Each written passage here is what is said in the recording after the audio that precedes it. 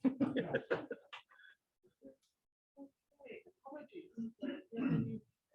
Apologies, Chris. I do. I don't actually have one to finish it. Apologies is Aaron Briggs, John Lennox, Dora Falk, Tom Tasmania, and Margaret T.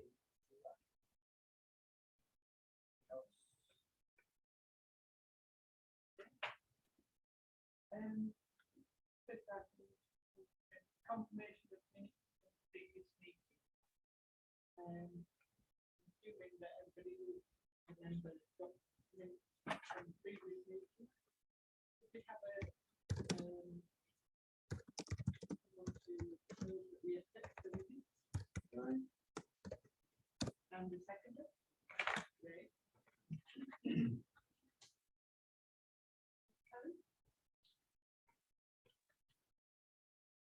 Any business items?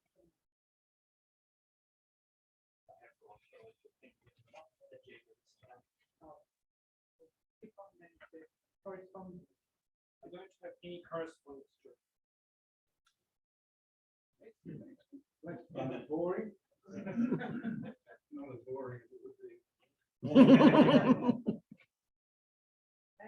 Now that the correspondence on the treasurer's results. We have a treasurer. The treasurer Obviously, it's a big deal, but we do keep it soon, so perhaps if we just offset it.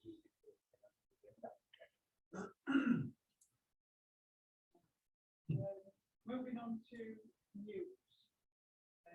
First item is the Good Car Company Tasmania Park. I can talk to that. So the Good Car Company is a company made to make formed by some AEVA members who decided that they wanted to get electric cars too expensive, and what could they do? So they decided to import cars from Japan. So second-hand vehicles that have been used before. And so they've done this for a little while now. They've imported 200 cars so far, and they're selling them all over the country. So you can see some of the cars here. There's all different sorts of Nissans at the moment. So they've been importing Nissans because they seem to be the ones that they're common and they're easy to get in. And there are other brands, but there are different problems with each one. So they've all just been importing this. They've just come up with though a deal where they can import Hyundais. And so the Hyundai dealers in Australia will give them a fleet discount. And so from now on, you'll be able to buy cars through the Good Car Company, buy Hyundai cars through the Good Car Company for something like $1,500 or $2,000 cheaper than if you go to Motors and Hobart. But otherwise, they're the same. They're sold, they're serviced by Hobart Motors, and so you just get that discount when you buy them. Chris, are they new cars? New cars. Yeah, so the Hyundai ones are only new cars, and the Nissan ones are only second-hand. Now, at the moment, they have a bulk buy on. There we go. So they've got a Tasmania bulk buy, which finishes on November the 3rd, I think it is. But not on sorry, December 3rd. So it doesn't have long to go, but it's longer than November 3rd. So something that they're now doing as well. Yeah, so go to their website if you like some more information. Press that, and basically they'll send you some information. But they've also done this thing, which has just started the other day, which is you can book a test drive. Because they have no cars, they can't give test drives. So what they're doing is they're asking people who have these vehicles if they will let other people test drive their vehicles. So I've signed up for this because I've got a Hyundai Kona. And so if somebody wants to book a test drive, they can come to this page and scroll. Hang on, it's waiting. It's not working. Anyway, you go to this screen here and you get a list of anybody who's signed up to give test drives. So you can see my name there, you can see that I've got a Hyundai Kona and that I live in Westbury. There we go. So Hyundai Kona, Westbury, and some information about me. You can book the test drive there, goes to a calendar, and you can decide, yes, I'd like to book a test drive with you. So you can do that on any of these people around here. How to get to that.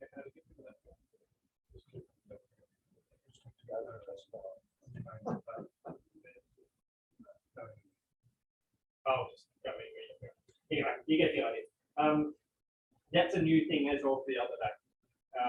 And so if you'd like to become an ambassador, if you have one of these vehicles that they're selling, which is basically any Nissan Leaf or the Hyundai Kona or Ioniq, so they can't get the Ioniq by no, and I don't think they will be able to either because it's not Hyundai, it's the new brand Ioniq. It's a bit odd, they're only selling it online. If you have one of those vehicles and you would like to be a participant, then you can sign up to be one. And there's three different options. You can do it as a volunteer. You can do it where they pay a charity some money, or you can do it where they pay you some money. And so I get $40 if somebody books a test drive with me, which doesn't cost them anything, but I get paid. Right. What about insurance? Does it affect insurance? Yes, so you will have to take that upon yourself. So the payment is not as an employee, it is as a what do they call that? Sorry? No.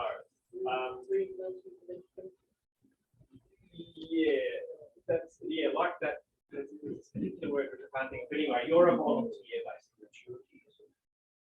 Yeah, that's another word too. I'll think of it up. I'll put it in. Anyway, you're doing it as a volunteer, you're doing it yourself, and it's sort of not on behalf of the good car company. So you've got to honoraria. That's it. Yes. What they buy when you're not actually practicing. See, that's in Yorkshire brain for you. Yeah. Oh, yeah. Yes. Sorry. Yes. So we had the monsters in the bed there. Ray and I went. I lost me. What did we do? So I took test drives all day in my car and had lots of interesting conversations with people. There were 100 people or so there. Yeah, they seemed to have a good lot of interest. I had some interesting talks about the company. That was the first time I've done one. The other one was South Hobart. In Canberra and Adelaide. Various different places. So I think you can buy a car at any time, but they do these bulk buys to get people all in together.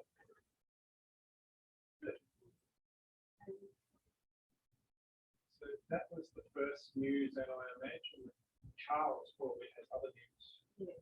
Charles, have you got any news for us? You'd like to unmute? Yeah. Most of the things I was going to say was related to probably the charger grants and so on. But I don't know if is Clive there? I haven't heard him. Yeah. He is around, but he's out somewhere at the moment. Okay, no worries. That's all right. I thought I might leave the charges for Clive then. Probably talk a bit about the national AEVA meetings, I guess. If anyone wants to hear about those. Yeah. It's mostly a bit of administrative stuff. The main one has been the new constitution for the National Association. So a bit of background on that is that currently it's AEVA nationally is registered in Victoria, and there are quite a few possible legal issues with running a national organisation from there. So long story short, AEVA Nationals just has had some various, association lawyers and so on write up a new constitution, which has been made available on the website, I think, for anyone who wants to read it. If you want to read it for fun, then feel free. Apart from that, it's mainly meetings are mainly a wrap up of what's been happening around the different states and events and so on. A lot of the states have already just come out of lengthy lockdown, so there hasn't been all that many events. The Queensland branch has established a North Queensland sub-branch, I guess you could call it. So Cairns and Townsville. I've got a few members up there who have established the first sub-regional branch of Queensland. The Western Australian guys had an interesting story. They have had a company. I'm just going to look it up now because I've forgotten exactly where it is. Basically, they operate mining sites in regional Western Australia, and they've installed a fast charger at a place called, and I was hoping to get the map up before I got to that part. I think it's not Peterborough. In 10 seconds, and I'll get the name for you. It's right in the middle of nowhere, basically. It's 1,000 kilometres north of Geraldton. I'm just scrolling around the plug share map now to find it. Western Australia is a big place.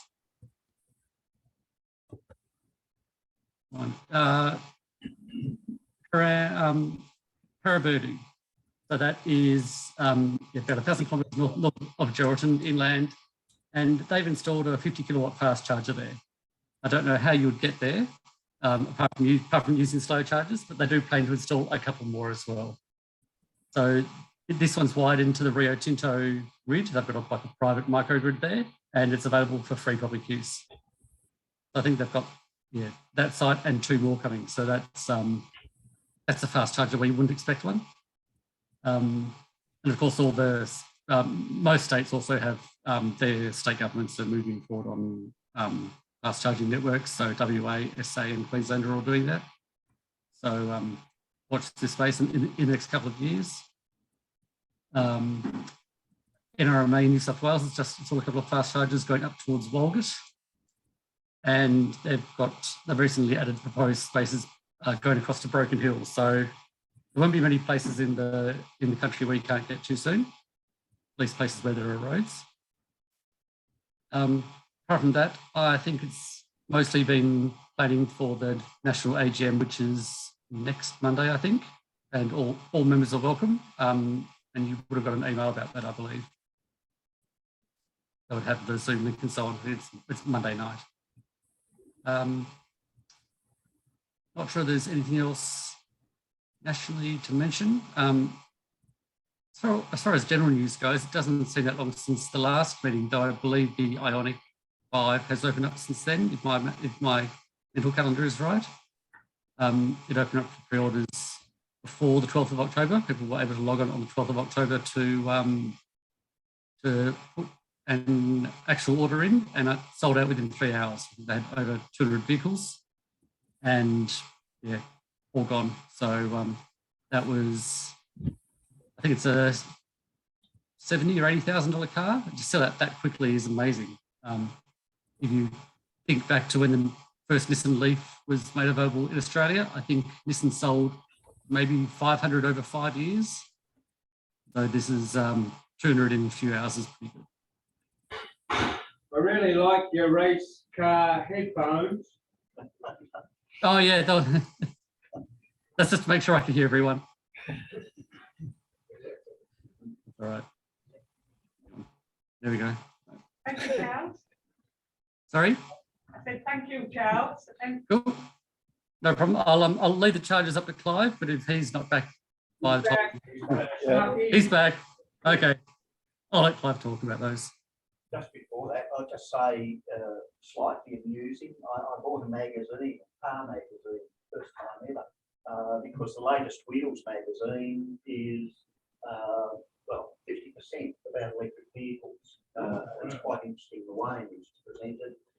Each of their authors have basically said, they're here, get over it. You're going to drive an electric vehicle. So if people want to have a peek at that at some stage. Even the Prime Minister thinks they're a good idea now. Oh, he always did. He said so. But he said it was going to ruin our weekend. And it's probably a good time to just go back in the agenda slightly and ask Clive to. We didn't go to a fast food restaurant. Sorry about that. When did you get to? Treasury report? All right. Okay. Well, there it is. So our balance has gone down slightly, but that will change. Essentially, it was a Royal Hobart Show. For those of you who were not aware, the Launceston show was scheduled and got cancelled. And then the Hobart show we weren't going to be in, and then they made us an offer, and so we went in it on about 2 weeks' notice, which we managed to pull something together. Unfortunately, the show was awful because the rain was just dreadful, it dampened spirits. But it also they had a limit on attendance of 5,000 a session or something, and it was just in. So it was a bit unfortunate. But thanks to those, there's a number of you here who came and helped and spent time down there and enjoyed the rain. But in spite of that, we actually made a surplus. We've got more money coming in. And in fact, this report was done yesterday because I was going to be on the road today. And most of the money that was outstanding is actually coming today. Not all of it, but pretty much all of it. So our balance is now over what it was at the last meeting. But that's really all there is. We sold a few details. Questions? So on that Hobart show, the trade display income, so that's people who paid us to be on our site. Yes. Were they happy with even with the low crowd? All the people I spoke to that gave any feedback were yes. There was the change in tone from dealers. We've, since the early AgFest events and other things we've done, we've gone to dealers to say, hey, can we have cars to display and stuff. We've tended to have mostly members' cars in the past. And starting from this year's AgFest, I think we had the first time we had more dealers' cars than members' cars. At the Hobart show, I think we had 1 or 2 members' cars. All the rest were off the dealers' lots. And they were keen, you know, how many would you like? And the people who weren't keen said, I'd love to give you one, but we don't have any. They're sold, they're gone, we have got in stock. So a big shift in dealers' attitudes. And BMW is, oh yeah, we've got 6 models coming next year. We're looking forward to AgFest. We're going to do a big thing with electric, blah, blah, blah. So it's quite a big shift in attitude. Having said that, the car dealers that don't have electrics are still just like the old days. So as you might expect. Other questions?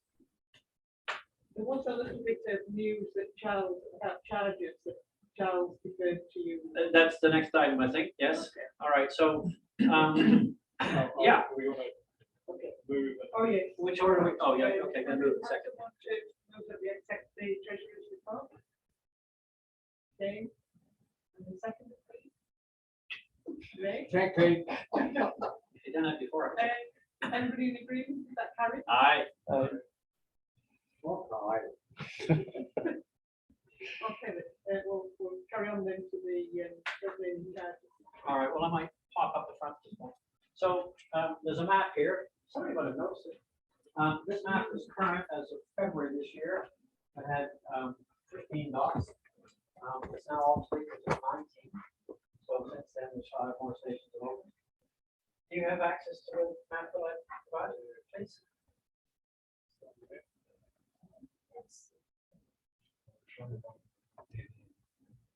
That one, yes. This is what Tasmania's charge network for fast chargers will look like at the end of 22 or early 2023, depending on whether it goes smoothly or not. So, hang on, come back. Share the screen so other people can see. Ah, right. Oh, I just There you trim. go. Yep. Okay. Hang on. So if you look at the dots on there, they're all still there, but what we're finding is, and just on the color code, so these are the 350 kilowatt ones, mostly EV and the charge box one at Kings Meadows. The red ones are typically 50 to 80 kilowatts. Okay, so some will be more than 50. And the yellow ones are 25 kilowatts, which are really for shorter range vehicles that can't make the longer distance between the faster chargers. So most of the new cars in Australia coming on the market probably don't need those yellow dots. They can go way faster than keep them. But some of the imported used vehicles that the good car companies bring in have got quite short range, and some of the early cars that were sold in Australia were quite short range. And their range is limited, and as long as you just want to drive around the city, that's not a problem. But if you want to get out into the country, then they were quite limited. So we're trying to make it possible for them to just leapfrog and get out to the East Coast, more into the River Valley, down the Hewitt. So I'll clarify here that the yellow dots here are EHT No, they're not. chargers. Oh, well, they are, but they don't. The yellow dots are 25 kilowatts. They happen to be EHT, but they're not inherently so. If somebody else put it 25 kilowatt, there would be yellow dots. But the reason Clive knows this is what these are is because Clive's cheap. Oh, well, all right, but I also know about the other ones too, if you want to answer questions. But yeah, all right, so yeah, so I mean, this one's not one of ours. We would love to have Vision but somebody else got it. We would love to have had Georgetown, but somebody else got it, whatever, yeah. So, but the point being that that's fantastic coverage. I mean, there's no other state in the country that's even close to that. What would be the average distance apart? The averages, it's kind of, how do you calculate that, Shane? Because we got 10 in Greater Hobart. Exclude the. Yeah, okay, so if you get out of that and you, if ignore these pairs, then it's probably about 60 kilometers. 65. There'd be the odd one that's pushing 85 to 100, but not many. And yeah, Vienna's good. We went for Poetina, we didn't get it. That would have made it easy to get from Launceston to the Central Highlands, but I don't know later. There's about maybe 10 more on there that I'd like to have ever, as far as, not necessarily EHT, but anywhere. And that would give 60, so that's 50 dots, if you will, right? So that's 15, we're now at 19, that's 50. Add 10 more, you got 60. If you've got 60 chargers, 60 sites with an average of 3 chargers, most of them only at once, some of them at 2s, then that should be enough to do the entire Tasmanian fleet if we assume that about 2% of the charging is public charging, which is what we expect the long term to be. No, well, yeah, but we go over there too, so it goes both ways. Good point. 40% of our charge events before COVID closed it down were state drivers, so it is a significant share. But I think we'll also see more Tasmanians going out as well. So I'm not sure if that offsets or not. Can I ask about Campbelltown charge? Yeah. I understand that they're one of the most people chargers in They the are. country. What's happening about expanding that? Because obviously it's probably full whenever you want to try and use it. They're not. They are more heavily used than any other site in Tasmania. One of the more heavily used in the country. I can point to a couple of the mainland, which that statistic is a statistic from EV, and it's their most heavily used charger in the country. I can point out some non-EV chargers which are much more heavily used than theirs. But I can't speak for EV and their plans to expand. I can say that Oatlands is going in, and that will be a very high power charger, more than 50. So there's a bit more capacity on the central route, shall we say. No, it's Oatlands. The next one down is meant to be Kempton. It's probably just a bit high on the road there. Probably not quite where it should be. And I think you'll find, well, no, that one's right. Campbelltown was mismarked by an hour. EHT has an objective, which remains to try and sustain where queuing should not be more than 1 time to 20. So if you turn up, you shouldn't have to wait more than 1 time to 20, and then hopefully not for that long. And if we get to the point where we're seeing queuing at that level, then we would expand. I don't know that all the other networks have that objective. In fact, I know a lot of them don't. But our intention is to make it so that people don't get into a situation where they're unaware. The other thing I'd like to throw up is the slide on the charging profiles. Because I think it's Just going back to that, sorry. What's it? There are 2 now in the Burnley region. I know one, but well, they're not. This is what will be there in a year to 15 months, right? So it's not what's there today. UTAS. UTAS is putting one on the campus over on Ferguson. right. And the second one in Devonport. That's already there. That's the Tesla supercharger at the docks. All right. Okay, so that's the one that's not a universal charger. All the rest you can all use. Okay, but the Tesla one is not accessible to anybody except Tesla. What capacity is a supercharger? Anyone know for sure? It's 200 plus, but I'm not sure exactly what it is.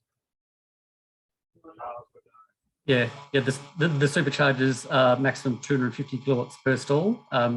In reality, that's the absolute peak you would get with with the car's in a perfect state of charge and so on. Yep. To get that speed.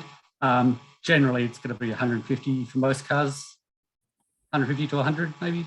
Yeah, well, certainly the older generation Teslas weren't designed for that. So this is a V3 version 3 Tesla supercharger, first in the country. So that's pretty neat. But we are seeing Um, charge rates going up. Yep. Other question? Oh, I was just going to say, it's probably worth mentioning there's also going to be a Tesla supercharger in Hobart in the next probably 6 months or so, according to their plan. You have that confirmed? Have you but that's got a an- location? Sorry? Have you got a location? No, they haven't revealed that yet, but they've said the Hobart area. And Right. they've said first quarter next year. But it's not on the map, I must say. Is that what it No, it'll fit in that blur of purple dots there. Going on the Strava, right? That's right. Five. Oh, yeah, I'm not sure that that's true. So the other thing I wanted to show is some charge curves. Have you got that? For us, please? Clive? Yep. I heard that you're going to be running on contract the Signet charger. Will you be also running the Jeeveston one? Under discussion, but not confirmed. Okay. Council would like to offload it, but we haven't agreed to terms or anything yet. So Okay. this is a profile of 3 charge events that were kind of chosen at random, but they're giving an indication of how things work. And these are on EHT, Electric Highway Tasmania's equipment, so we've got access to the data behind it. And we have a particular pricing structure, which is 25 cents a kilowatt hour plus 25 cents a minute during peak times. We have an off-peak time for the time charge. And it's just an indication of what actually happens at a 50 kilowatt charger. Okay, so if you come over to the first one, it's charging at about 45 to 48, 47, almost over the whole charge cycle. Its state of charge started at 42% and went up to 80%. So it maintained a very constant and high relative speed of rate of charge over that period. As a result, the cost per kilowatt hour came out at 58 cents. In actual fact, that's on peak. They charged them off peak, so it really cost them 45 cents. They paid less than 25 cents a minute. But not all cars will sustain that level of charge, either up to 80%, and some will keep that state of charge right up to 95, 96. All of the Audi e-tron. You want to buy a car that charges fast right up to the top, you can have the e-tron. I'm not selling them for other reasons, but it charges fast.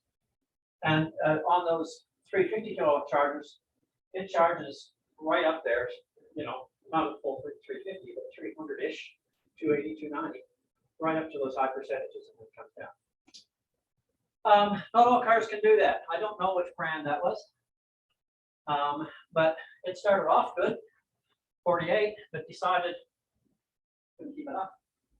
And even though it was only at a 60% steady charge at that point, and dropped, and dropped, and dropped, and dropped, and dropped, and dropped, so that averaged at peak rates $1.07 kilowatt hour.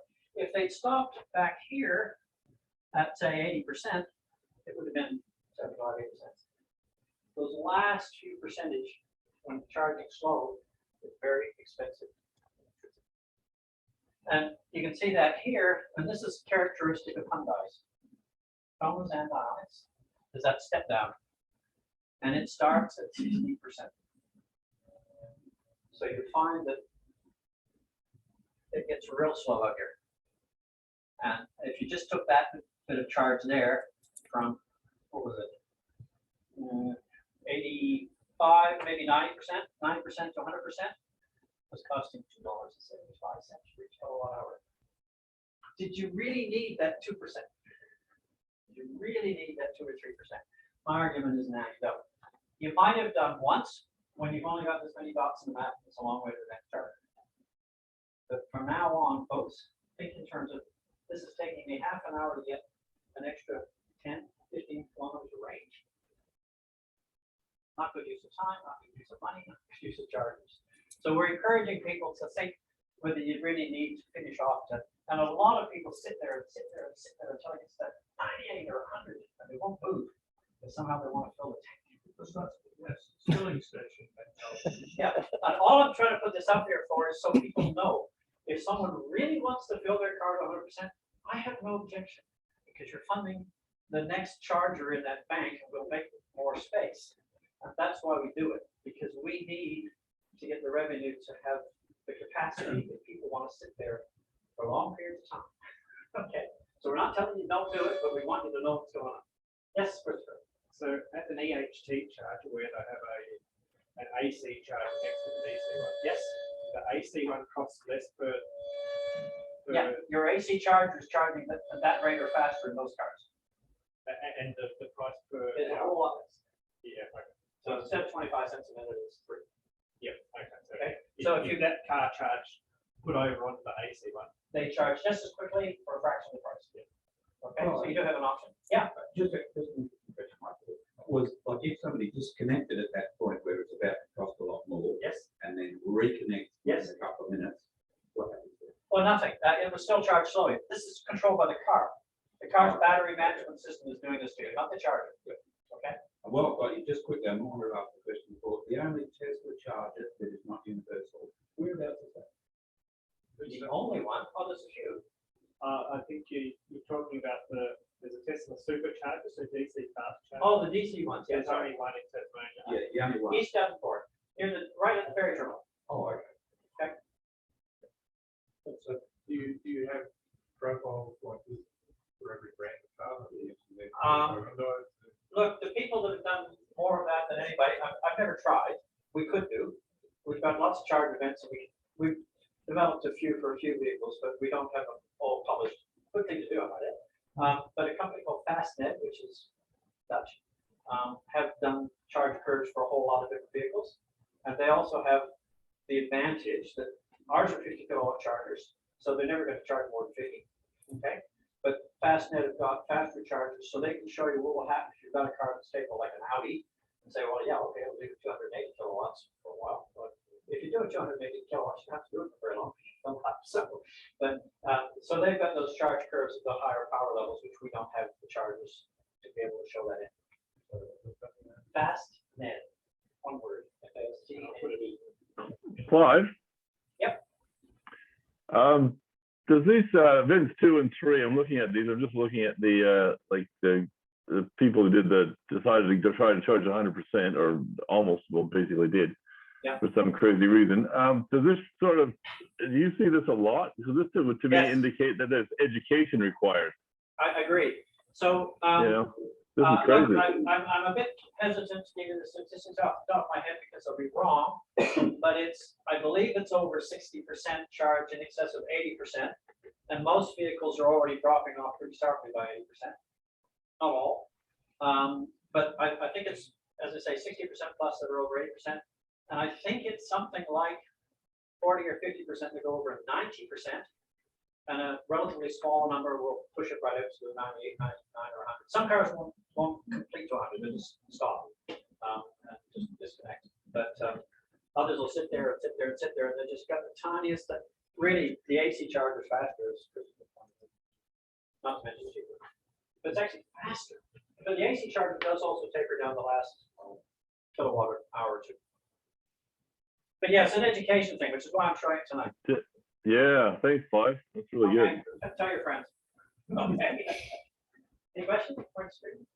Yes, but one type charging. Yep. Obviously, you get the cheapest electricity, Yes. but I wonder what it costs in battery life. Look, that's probably, and I don't know, we can go back and look at CCTV, I didn't do that, but we can go back and look at CCTV and see what brand it was. But if it was an Audi e-tron, for example, they're capable of charging 280, 300 kilowatts. How do they do that? They've got a huge battery. A huge battery is basically part of it. Different chemistries, different BMSs, there's a whole lot of factors to it. But if they wouldn't do that regularly if they hadn't designed for it. Perhaps, yeah.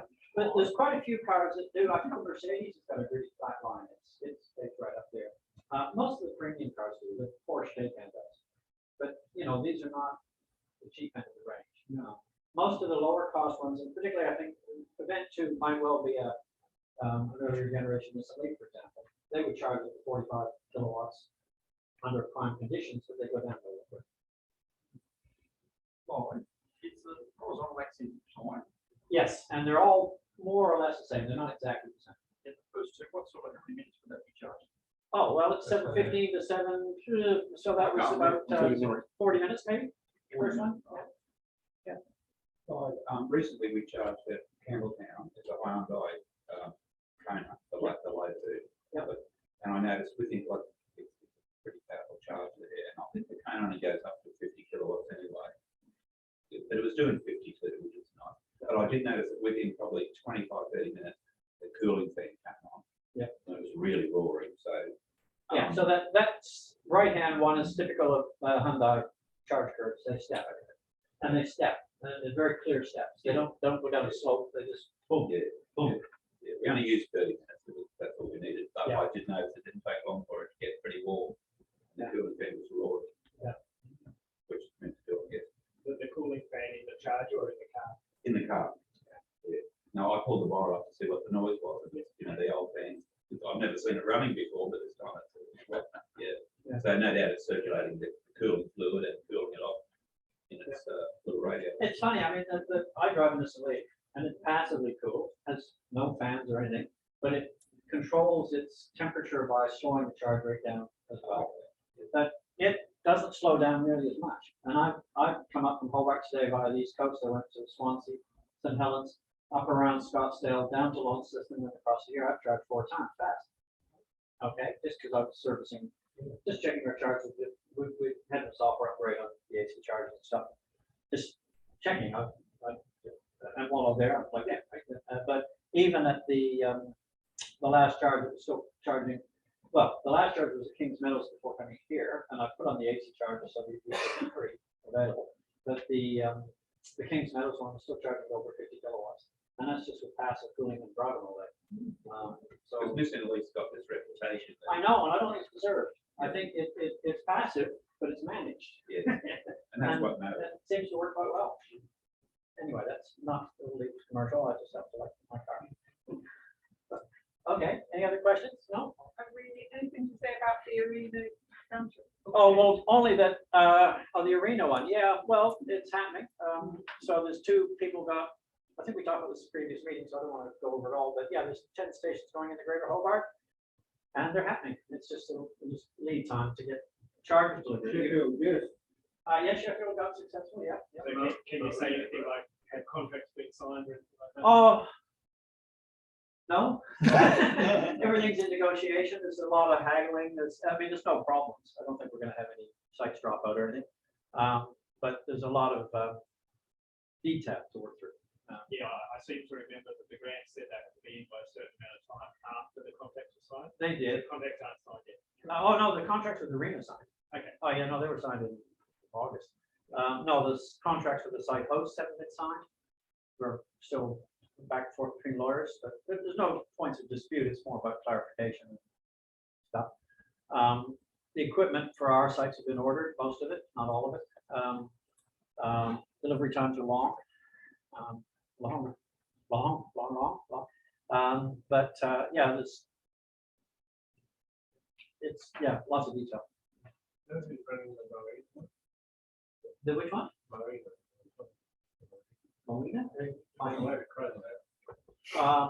There's one going in Cradle Mountain, yes. And oh, it might be a destination charger. I don't know those.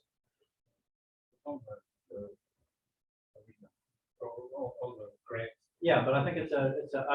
I haven't got the destination ones in my head. I only know the fast charge ones because that's probably. So that includes destination charge. No, the map does not. No, map that's but the arena grant.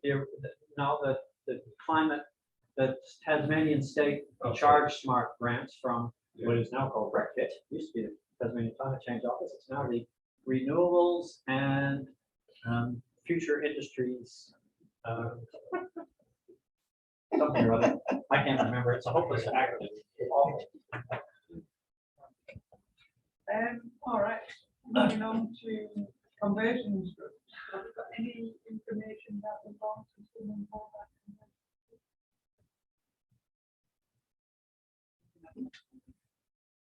Educational. If you go out of full screen, you'll see it. Oh, sorry, that's what it is. Educational outreach, anything on that No. topic? Or EVO this case? Lots of people that decide they want to do that. Just kidding. But Yes. National AEVA, the draft constitution, I think Charles has already. Charles did that one. So I'll talk to, so national webinar series, there has been talks about doing a national webinar series instead of the South Australian conference. It seems to have stalled, I don't think we'll go ahead. But something we did do just now is last year's EV Vision conference. All of the videos have now gone on YouTube, so there's 50 videos there for you to watch. All of them are not terribly long, so it's 16 minutes, 15 minutes. There's lots of interesting stuff in there. If you didn't pay to attend last year's, it was a Zoom conference. There's a lot of interesting stuff there now on the AEVA YouTube channel. Reports on events, so sustainability festival in North System. That's photos.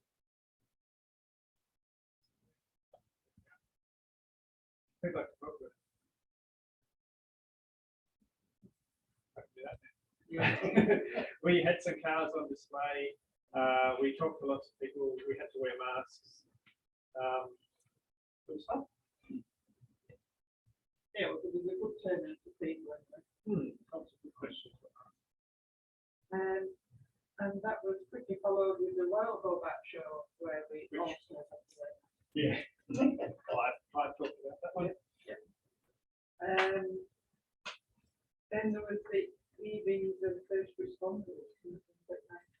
So this was, I was contacted by Tas Fire Service to ask if AEVA could supply them with some electric vehicles because they were having a talk where somebody had been learning all about what we should do, what Tas Fire Service should do with electric vehicles, fires and crashes and things like that. So they wanted to crash it and burn.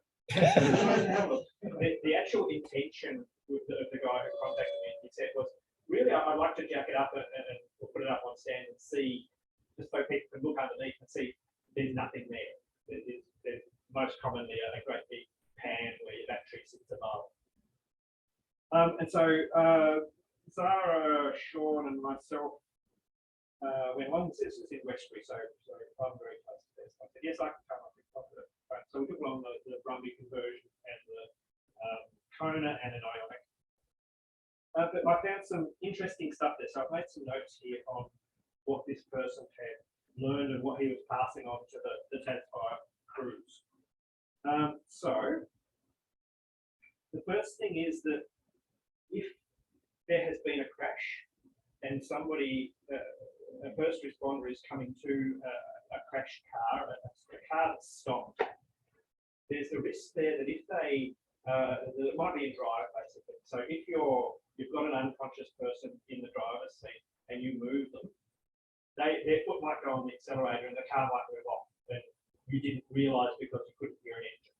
So this is the same with petrol cars nowadays. And so what they were recommending is the same for petrol cars as it is for electric, which is basically that they've got a particular angle that you approach the car at. The first thing you do is drop the wheels. Second thing you do is you try and engage the handbrake. And then if the driver's conscious, then you can ask them, is the car turned off if there's things that might not be turned off. The problem with the lead. Yes, so there's something to check. So you may or may not be able to tell that. So the chocks will certainly help. Now, something very interesting that he came up with was there's a special plug available that you can buy where you can plug that into the charge port and the car won't drive anywhere because it's charging. A very handy looking thing, a handy idea.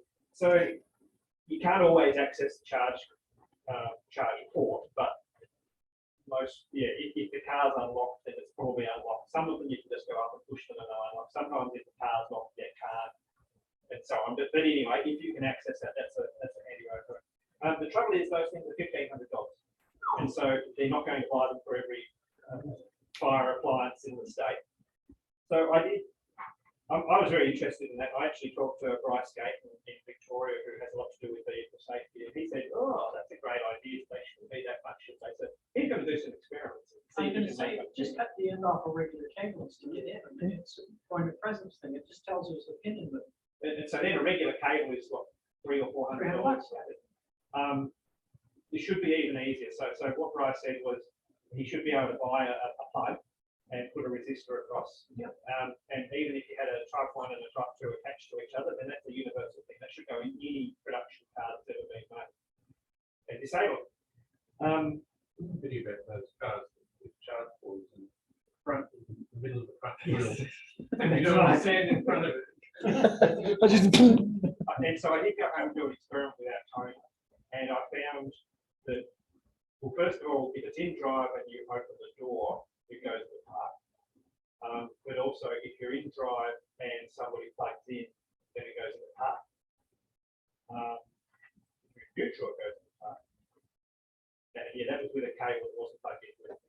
So you don't have to do that. All of which assumes the car is not damaged so much that those things haven't.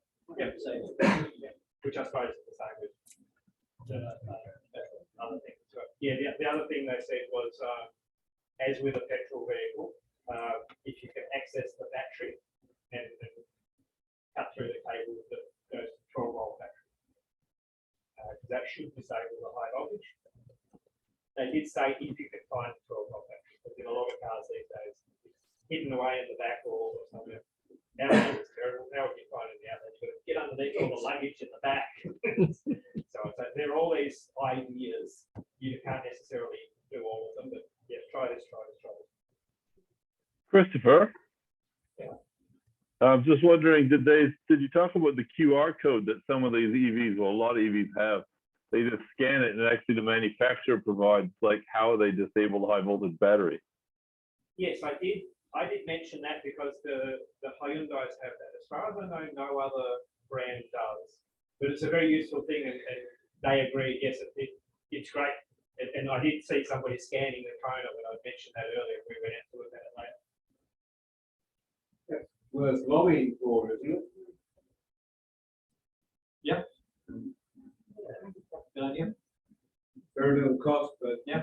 As long as you've got a smartphone.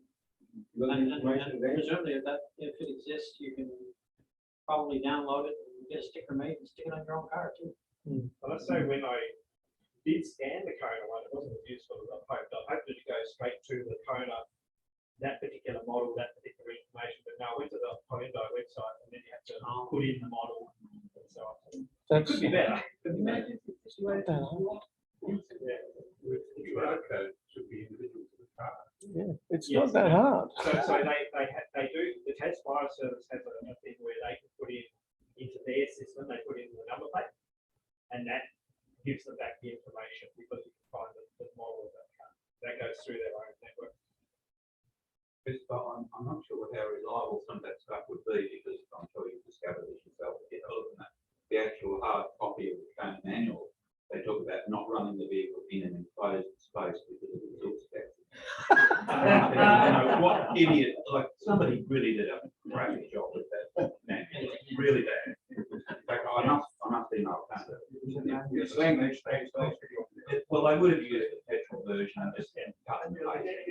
But it's not okay for a $60,000 vehicle. It's appalling. Anyway, sorry. Anyway, next thing was what to do with a fire. So, so batteries in electric cars, some of them, battery gets hot, it's liable to burst and vent. And what's venting sort of turns into a cloud of toxic and flammable gas.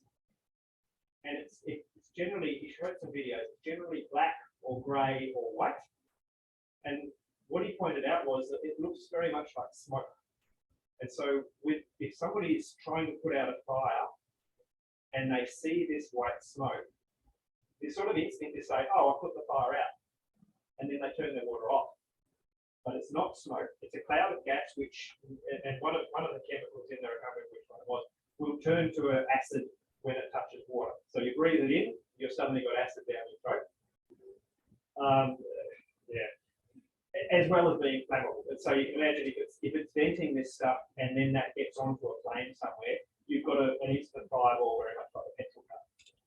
He did mention, by the way, that the total energy in the battery is probably not as much as what would be in a petrol tank, but it comes out, if something catches fire, it tends to jet out in a jet of flame. And so he showed some generally underneath the vehicle, so it'll be jetting out to the side and catching the car beside on fire and so on. How effective are fire going to be that situation on a battery? Ah. And you actually, There is a company making electric vehicle fire blankets, and some of the information he was giving had come from that company. And one of the statistics that they gave as to how many vehicle fires was like 10 times as much as any other statistic you could find from any other source. So he's not really sure about that. But he did show one of these blankets over a car and somebody peeling it back and all this white stuff came out. He said, again, look, they're treating that as smoke. They're walking through it. He said, even with ventilation, respiratory equipment, don't walk through this. Keep out of it. The recommendation for dealing with that cloud is to put a spray of water over it. So the idea is to turn it into the acid and dump it onto the ground, and it'll dilute with all the water and wash it away. It won't be in the air, and then it won't be so flammable. Mixed all with water. When a car does catch fire, so certain batteries can catch fire just by being broken, by in a collision, being pierced, things like that. They can catch fire themselves. They can self-ignite. And then one cell will get hot, which will ignite the next cell, which will ignite the next cell. And this makes it very difficult to put out. So you can, what he said was that electric vehicle fire you've got to think of it as going to be happening for a lot longer than a petrol vehicle fire. So if you're having something on a highway, the highway is going to be closed for a lot longer than what you would normally have. And he gave examples of cars where the battery fire had been put out, then the car was put onto a tow truck and then it reignited itself. And then another one where the battery fire was put out and then it was taken to a wrecking yard, and 7 days later it reignited itself. So the general idea was they're probably not all that likely to happen, but it's very bad when it does happen. He also did say this isn't every battery chemistry. So for instance, lithium ferrophosphate, which was sort of old cars, but also the new Teslas have LFP batteries. They will sustain a fire, but they won't start one, and they tend to, you pierce them, they'll just vent gas, they won't actually explode. So what he's saying is it will probably get better, but you need to know about what's on the road right now. Christopher? Yeah. Just I don't know how many people know about this, but I know, and I think it was either in Europe or the US. I think it might have been a Tesla. And what the fire department did is they actually put wire under the battery and actually put it out much faster than putting it on top of the fire, which was quite interesting. They kind of like jacked the car up and got the water underneath it. Yeah. They didn't jack it up a lot. They just put it up a little bit higher, and they could get the water underneath and cool the battery from underneath. Yes. That's quite interesting. That was mentioned, and it was also said that putting water under the car, you'd think that would be putting water straight onto the batteries, but most cars have quite a lot of layers there. So they'll have a steel layer, and then they'll have foam insulation and so on. And so you're not actually putting water straight onto the batteries, but yes, it's where the batteries are, so it makes sense to put water underneath there. He also showed examples of putting batteries that were on fire into buckets of water, and they continued burning under the water. They're very difficult to put out. Okay, so what have we got here? Oh yeah, and a comment was made by one of the attendees, so somebody who works with fires all the time, that car fires are extremely rare. He said that almost every car fire they attend is one that's been stolen, and the person who's stolen has torched it. And that could very well happen to electric vehicles. So that is possibly the most likely way of electric vehicle fires to actually start. Although most of the ones I know are reasonably difficult to steal, but anyway, it's interesting. Are there other risks with the batteries if there's an accident like electrocution or something? That was mentioned, but it wasn't mentioned as a very high priority. So, yeah, they said don't cut through any orange. They talked about everything high voltage should be an orange conduit or covering. And so they said don't ever cut through any of those. In theory, you should be able to disconnect it in various ways, but just don't cut through them. Is what it said. Most of them have a circuit breaker anyway. So if you hit the car or it's in a real shock, it disconnects the high voltage. Yeah, so an inertia switch. There's also the turning the car off is a good way of disabling it, and cutting that 12-volt battery should also do it. All of those things should do it, but don't rely on it. Is what they were saying.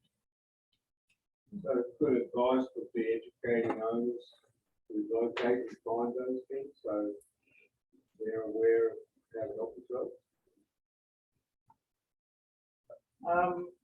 Again, just don't cut wires is probably good enough advice, really. But turning the car off is all we need.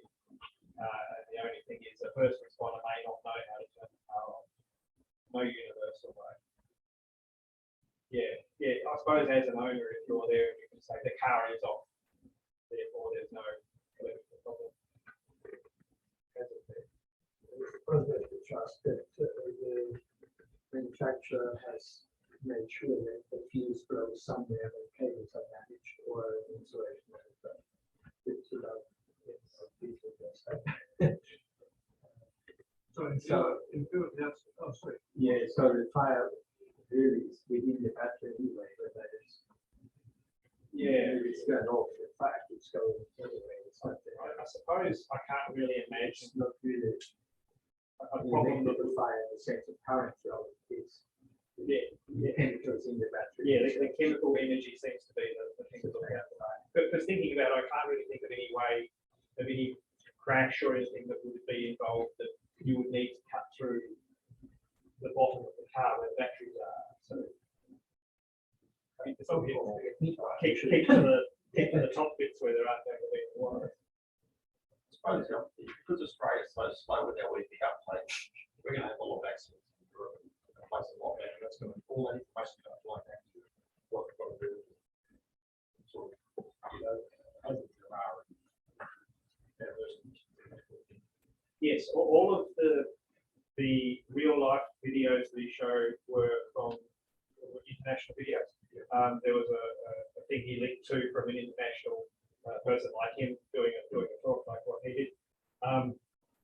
The CSIRO, though, I think it was, he's doing some experiments with Hyundai gave them a cone to play with. Set it on fire and see what happens. So in view of the acid snow, the best advice to drive is run away and ring the insurance company. By the way, it's the best advice for anyone you get away. Just let it burn it. Yeah, in one of the videos, he did point out all the onlookers watching with all the white billowing smoke coming out and going towards them. All right. Sobering thing was good. Upcoming events. Is there anything more to say about the National AGM on the 29th of November? That's all cool. Access for the 7th of May.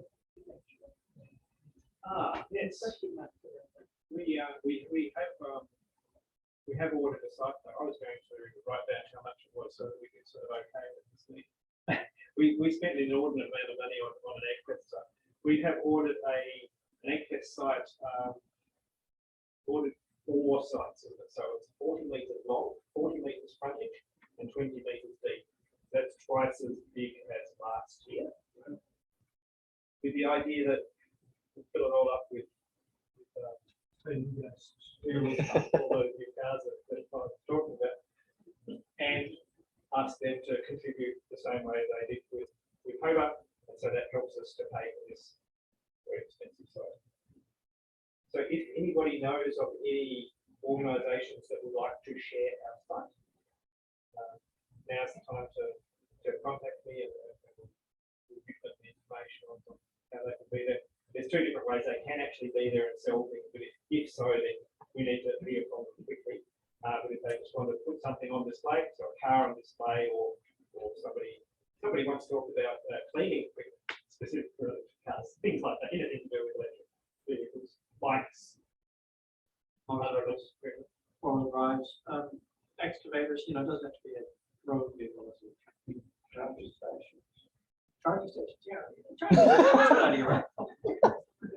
Wonder who would do that? Is there any update on the event trader? Because as we last spoke, that they seem to be some restrictions on how many people access to that. Yes. So at the moment, the restriction is 5,000 per day. So last year it was 10,000 per day. I heard recently two different things. One I heard was that the government's likely to change the rules again in mid-December after having the rules changed on the 1st of November. They do it again in mid-December. And the other thing is, I heard somewhere that AEVA or Rural Youth was talking about making a decision on the format of AEVA in January. They've got to decide if they had a 5,000 limit, would they actually run AEVA? Or what would they do? What does that mean? Have we actually paid that money? So we have committed to a site. We haven't been billed yet. The year that AEVA was cancelled in 2020, we committed to a site. We paid, and then they cancelled AEVA, and we were able to keep that money with Rural Youth to pay for our next site. We had a few choices. We could get I think 85% of it back, or we could keep all of it for next time's site. And so that's what we did. Hopefully they'll do something nice like that again. All right, so if there's no more questions on any of that, then we'll formally close the meeting. No. And then. Science. Shane's got some sign talk. So we had a proxy meeting down Hobart show, and we were looking at the marquee, thinking it would be really good to put our logo and name up on top of the marquee so people can see it from a distance. So I suggested I look into it. Had a couple of quotes. What we came up with was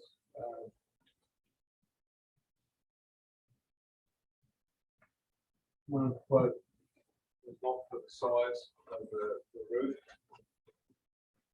Not sure how much you can see, but if you imagine the top of the marquee, so the long rectangles are each side of the roof, and the triangle the end, another triangle at the top of the end of the marquee. And so it's called shade mesh. So it's like a shade box, but they print on it, and it's really beautiful quality photographs they can put on it and everything. And so my idea was trying to make a cap that actually sits on the top of the whole thing, so it's pulled down inside and the ends. So it's not going anywhere. And I also thought about the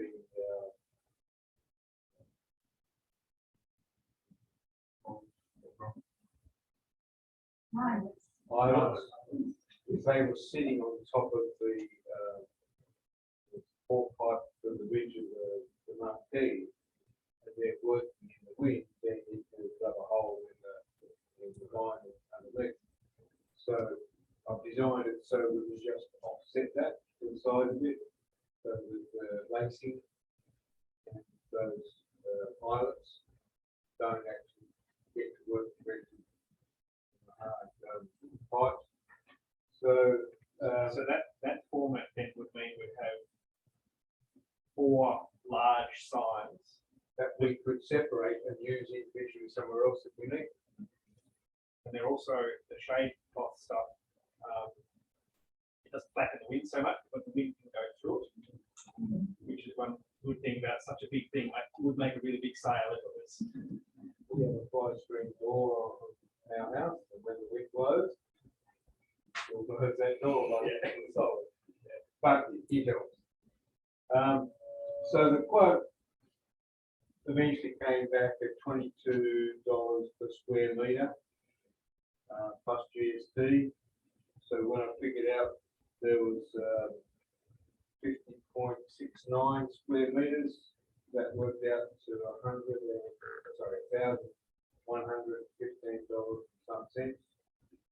plus GST. That was printed. Yeah, that's printed. Everything. We haven't decided what to put on it, but it really fits the AEVA logo quite nicely. Yeah, the proportion for that is about like the big banner that we've already got. I figured they could put, if you imagine if you did a square in there, that would be 700 by 2 metres. That would fit in there as a proportion of rectangle the same. But I figure they can actually make that bigger and lose the on top of the rectangle, but still fit everything in, so they can maximise the equilibrium. But when down Hobart, you're walking around the site and the marquee was there, you had no idea what it was, because there was no sign facing that side.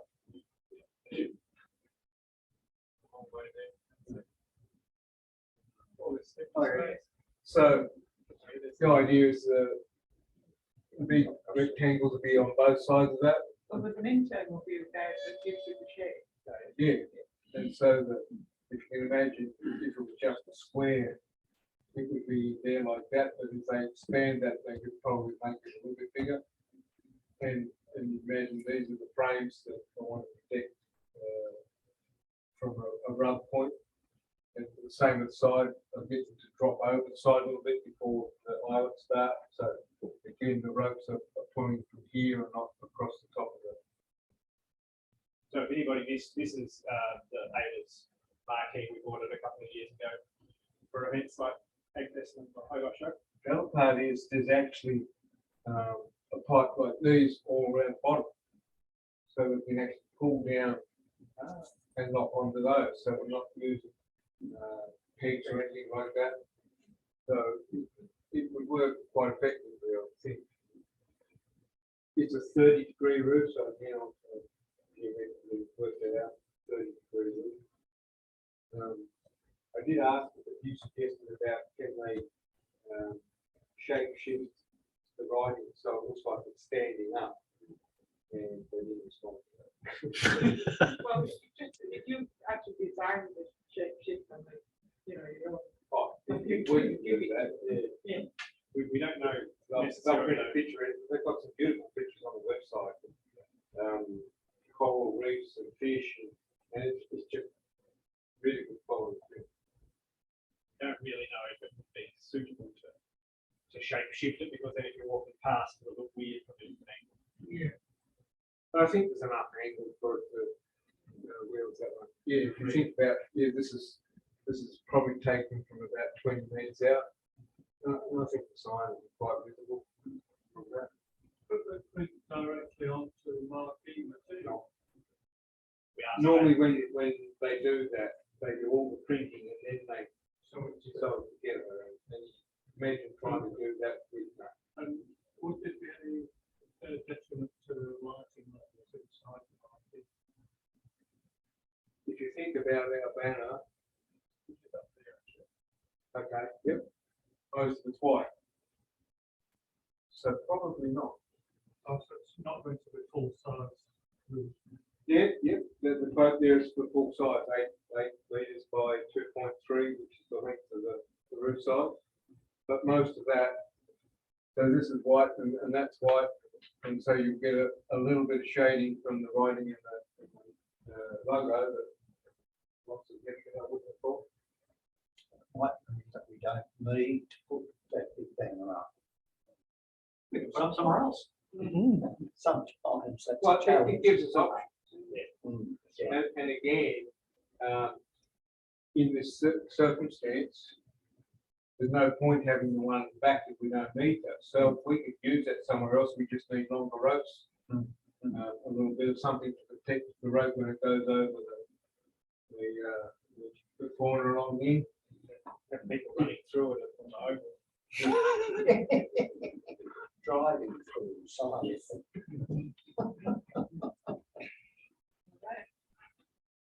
So they've been quite responsive, this shade. Australia. Is there any more investigation that needs to be done? Not really. I asked for a quote from Design and told them the size and gave them all the same information. And, you know, they've come back with a 5 metres by 1.4 metres. This is 8 metres again. So the length of that is 8 metres long, and each slope is 2.3 metres. So they haven't come back to the same sort of, I think this is a bit of what the capacity is in the Design. So that would be on canvas or something. No, it's on a mesh, it's on a air mesh, banner mesh, 65%. So they quote figures, 9, which I think is how open the weave is, and 12, which is what Shade Australia quoted, is the best quality. And the reason they quote that is they don't customise the lower quality. If you want a custom size, that's all they'll quote. So Design quoted 9.9, which is still good, I think. But they've only quoted 5 metres by 1.4. And one banner will be $320 and 2 banners will be $525. But that means smaller, significantly smaller. So that 5 metres probably go from here to here, but 1.4 is almost just half of that. The proportion is quite long for our banners we've got it so far. Yes, it's cheaper, but I don't know the real big bill. And Shane, are the 4 pieces all separate pieces? Or? Yes, Yeah, so yeah, if you have a quick look at this, you'll see all the eyelets around it where we would just place it together. So you basically got, without the marquee, you've actually got 4 sides. Yeah. So it sounds good. So, and this is the material that's put on fences around construction sites and things like that. We're just about to say companies that are tough. I think I've seen this somewhere with a 3-year warranty, and that's probably 3 years worth up for 3 years. Wow. But we're only going to have it up for maximum a week or something at a time. Now that it's costs.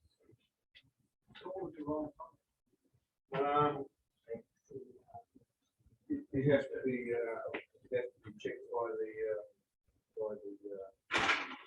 appropriate people who don't get rude words on them. I sent the pictures of our flag banner to give them a sense of it. What's on that? It's the URL. But if you go on their website, which is Shades Australia,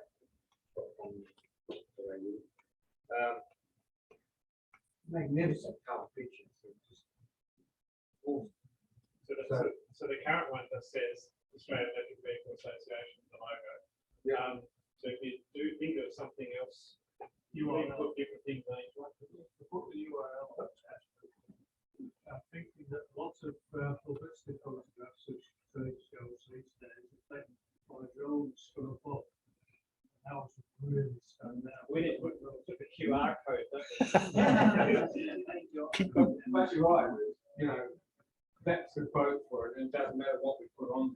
Yeah. You know, there's no extra cost for that. So we need a design committee. Because they are possibly used separately, we probably don't want to have them. So they're standing up, but we probably have to store them off. And if you try to, yes, make it look like it's standing up, the drone will make it a bit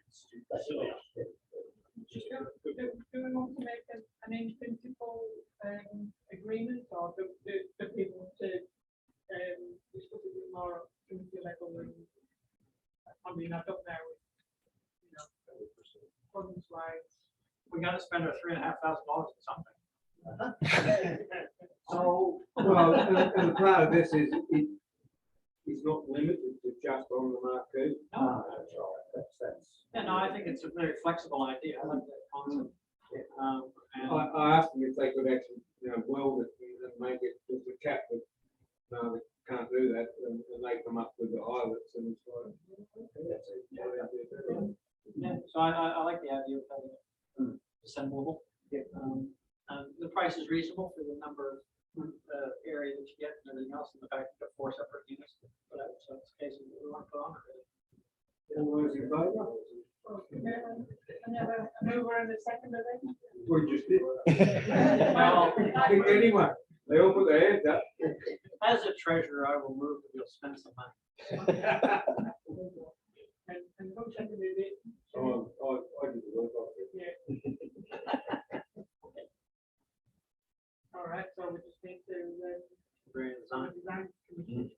Expecting that being the same household. Yeah. Okay, all right, any more business before we move on to the, Just one point on that. So if people want to contribute to what we think we should have on, then, and like someone said, it doesn't have to be the same side on both sides or both ends. But if people want to contribute, then pass the email on to Christopher, probably, who's the communication board. And that will help. then we'll send that, the overall information. Report to me. Yes. Well, yes, already. I'll have it in the minutes. Yeah. So the formal part of it is closed, because we have a presentation by Mary Gill. Oh, yes, so Mary She's talked about her experience in becoming a new employee in a company that had an EV as her fleet vehicle. So if Mary unmutes herself, we can take it away, Mary. Okay. Righto, can you hear me all right now then? Yes. Excellent. Okay, great. All right. Well, thanks everybody. Thanks for having me along. Now I've just got a PowerPoint presentation that I'm just going to share with just some very untechnical photos. I'll just put them on first. Okay. There we go. Okay. Rightio.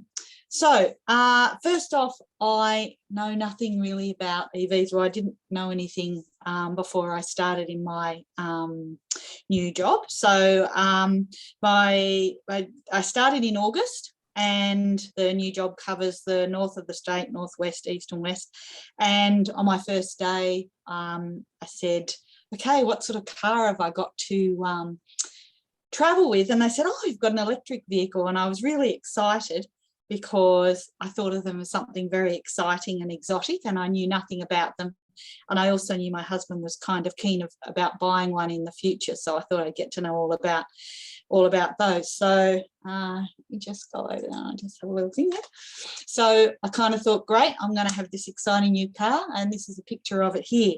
Okay, so I've actually been driving a fleet car for about the last 8 years. My previous job, I had a Honda Insight and a couple of other petrol cars, and so I'm used to driving a fleet car and what that involves. But I've always had a fleet car that's just for my use, and I don't have to share it with anyone. So even though it's a fleet car, it's not a pooled car, which is different. So some fleets you share the car and others you don't. So that's definitely an advantage. So first day I was told I was having the electric car. Third day I went down to Hobart to do some training and to pick it up.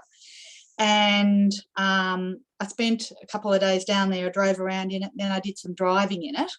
I was a bit disappointed when I first saw it, because it looked a bit boring, just like an ordinary old sedan, except I had exciting writing on it.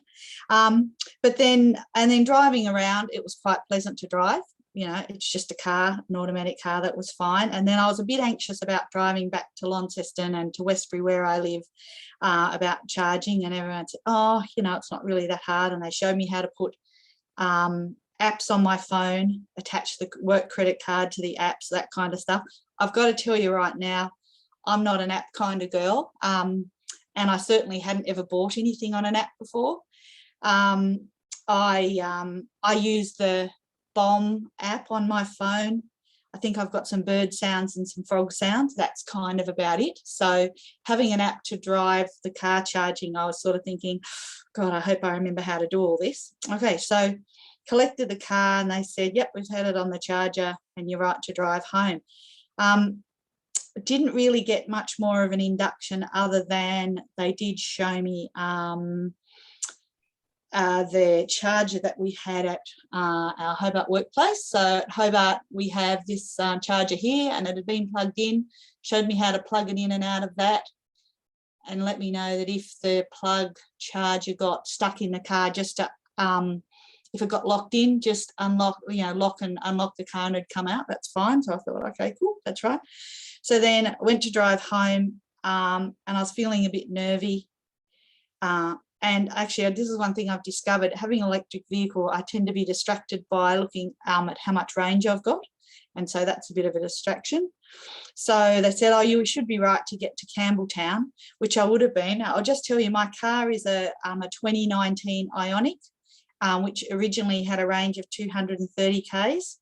And that was what everyone said that it had.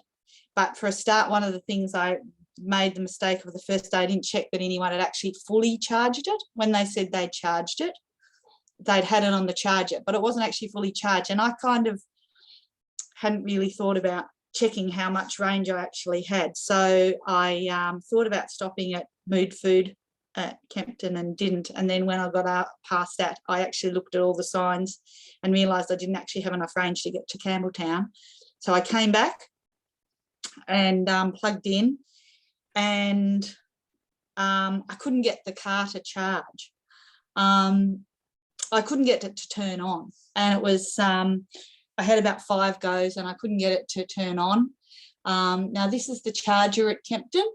Now this is what it looks like, but the day I was there was a really beautiful day in August and the sun was shining on it really brilliantly, and you couldn't actually see most of that screen. It was just really shiny, so I couldn't see it. So I didn't know what I was looking out for. And because it was the 3rd day of my new job, I didn't particularly want to ring up my work colleague and feel embarrassed. So I rang up my husband, because that's what you do. And because he worked with Christopher. And I said, could he ask Christopher to give me a call and give me a hand? In the meantime, that took a little while. And then I decided to read the manual, and I discovered nobody had read the manual. And then my work colleague happened to ring me and I told her it wouldn't work, and I talked she talked me through the app, and I discovered by reading the manual that there was a bit on there that I hadn't noticed. Now this is the just a screenshot from my phone. Something no one had mentioned to me, and you've got to remember I'm a total EV novice.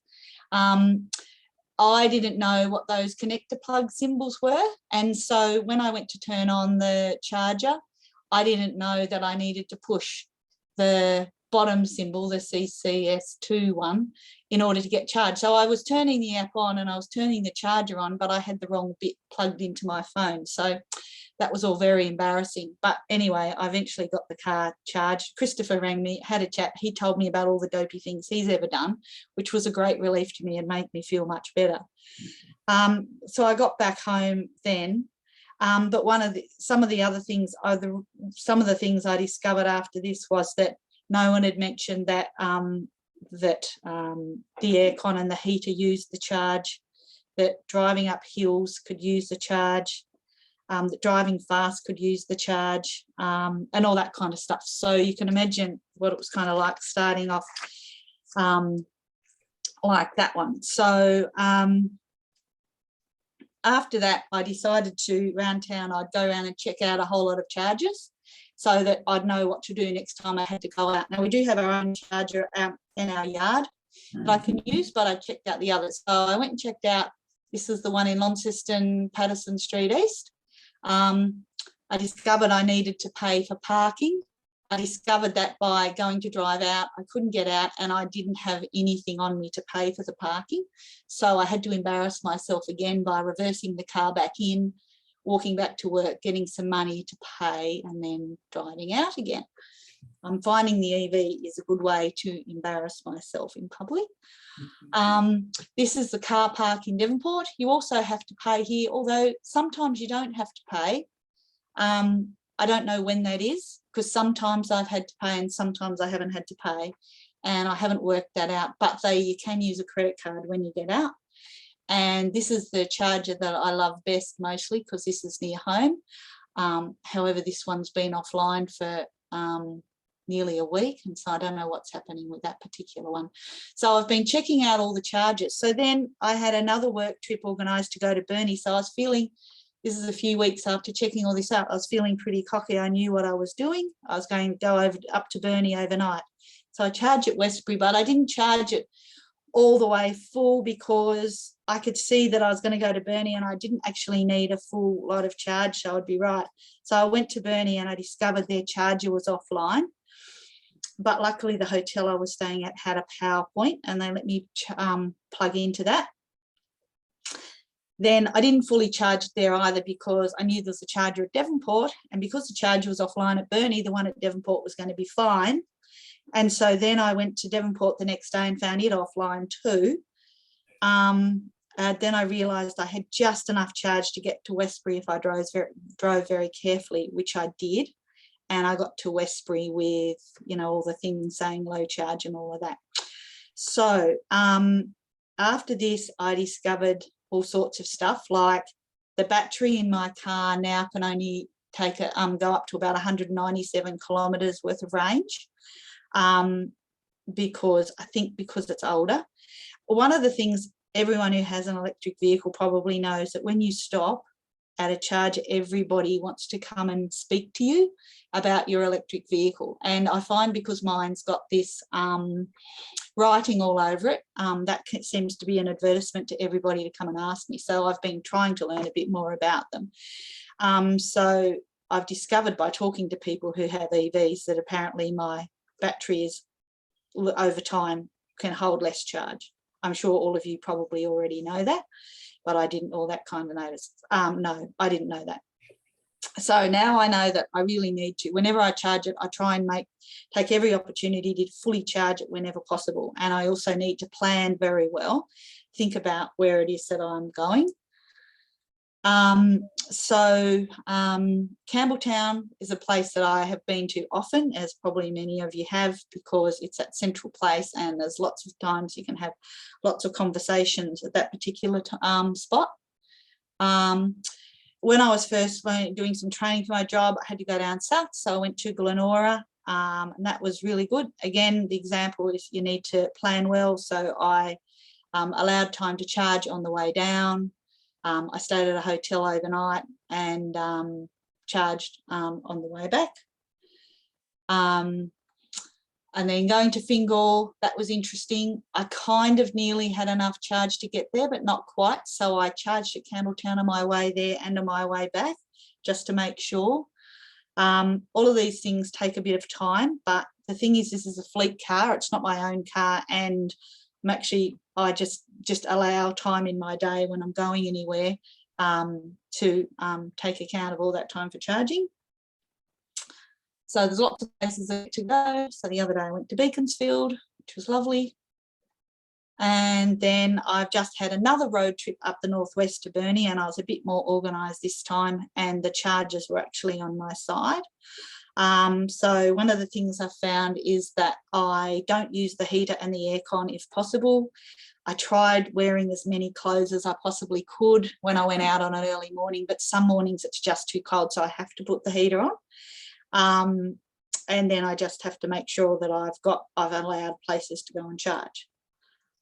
So when I went up to Smithton and Stanley, I allowed time to charge in my schedule, and I booked accommodation that allowed for overnight charging. And then I worked out that I could get to Smith, and once I got to Smithton, I had enough charge to get back to Burnie and charge again. The other day I had a lovely trip up to Rihanna and back down to Devonport. And then I had a trip to Wilmot. This is one that I actually, someone, could have been my husband, mentioned something to me about going up steep hills, use charge. And because I live in Westbury, if I was going to Wilmot, I would automatically just go up via Sathana, up and down that windy road. But I actually emailed Christopher and asked him about that, and he told me about Google Maps having that bicycle section on it, which shows the hills. And so that helped me plan my route. And so when I went to Wilmot the other day, instead of going up through Sathana, I drove via Forth and up Wilmot Road. It was only about 4 k's longer.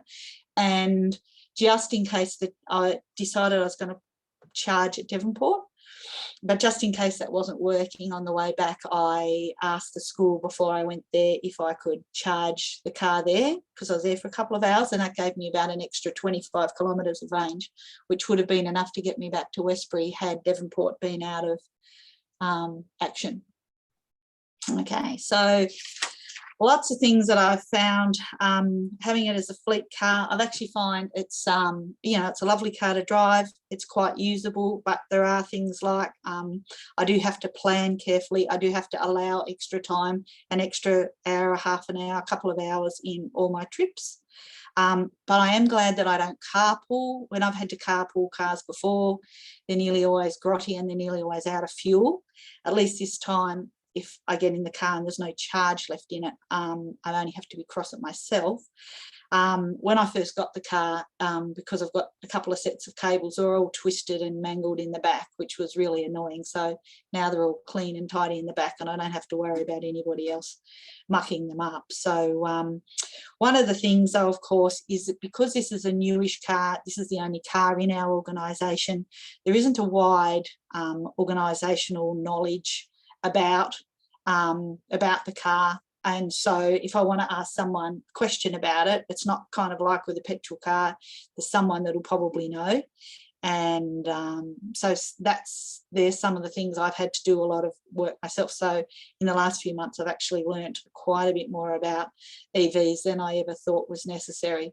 I was amazed when I discovered that the chassis was in under the back seat and things like that. It was, when I tell people, they're amazed too. So yeah, so it's actually really good talking to people about all the sort of stuff that I've learnt, because I realise that most people don't, most people who aren't into EVs don't understand this kind of stuff either. Okay, so that's about it. I'm sure you're all probably thinking, oh my goodness, fancy letting someone like her drive that EV. But anyway, I'm really enjoying driving it. So thanks very much for having me, and happy to take any questions if you think I'm actually capable of answering any of them. Do you really enjoy learning how to use apps on your phone now? Oh, well, I must admit I'm faster, and I certainly haven't bought anything else other than charge. Yeah. It's just it's a whole new world, isn't it? Having all that stuff on your phone. Mary? Yeah. I've got the Ioniq, same model as you have, the 28 kilowatt hour. Yeah. With the app, you can actually get RFID cards. Yes. They'll send them to you, so you don't have to use your app. You can just touch the charger with it, and you're good to go. Oh, okay. And so, does an RFID card come with a certain amount of credit on it then, or something? Does it? It's tied to your account. Oh, to your account. Oh, yeah, okay. So it's tied to the app on your phone through the app thing. So you just touch that on the charger. Oh.